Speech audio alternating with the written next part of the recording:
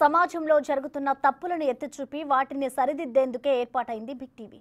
ఈ విషయంలో రాజీ పడ్డం, తప్పు చేసింది ఎవరైనా మావారైనా ఎవరిని ఉపేక్షించేదే లేదు. దీనికి ఎగ్జాంపుల్ మణుగూరు ఘటన. ఈ వ్యవహారంలో తప్పు చేసింది మా సంస్థ కంట్రిబ్యూటరే అయినా దాన్ని దాచడం, ప్రపంచానికి తెలియకుండా చేయడం మా ఉద్దేశం అస్సలే కాదు. అందుకే ఈ వ్యవహారాన్ని మీ ముందు పెడుతున్నాం.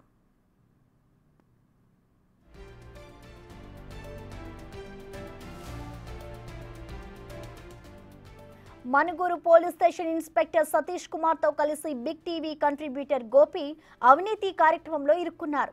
ఓ కేసులో నిందితుల పేర్లు ఫైల్ కాకుండా సిఐ 4 లక్షల రూపాయలు డిమాండ్ చేయడంతో దానికి గోపి మధ్యవర్తిత్వం చేశారు.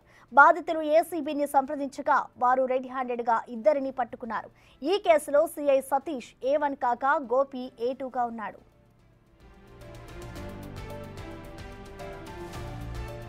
మణుగూరులో సీఐ సతీష్ కుమార్ తో పాటు ఏసీబీ అరెస్ట్ చేసిన Gopi Big TV staff reporter కాదు, కంట్రిబ్యూటర్ మాత్రమే.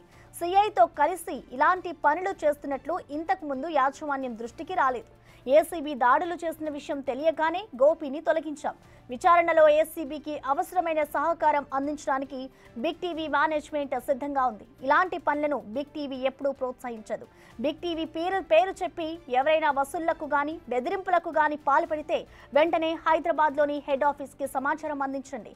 వారిపై చర్యలు తీసుకుంటాం.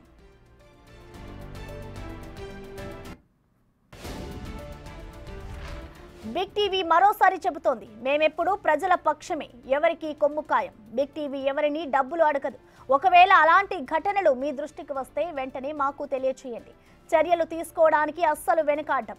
మరోసారి అలాంటి ఘటన రిపీట్ కాకుండా చూసుకుంటాం. మా గుర్తింపు మా విలువలే. అందుకే ఈ విషయంలో ఎప్పుడూ రాజీ పడలేదు, పడబోము కూడా.